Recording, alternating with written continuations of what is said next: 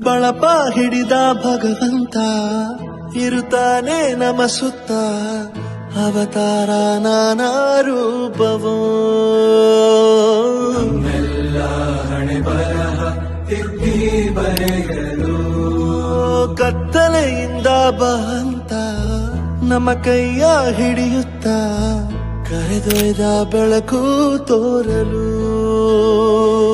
ನಯವಾಗಿ ಗದರೋದು ನಮ್ಮ ಬೆಳೆಸಲು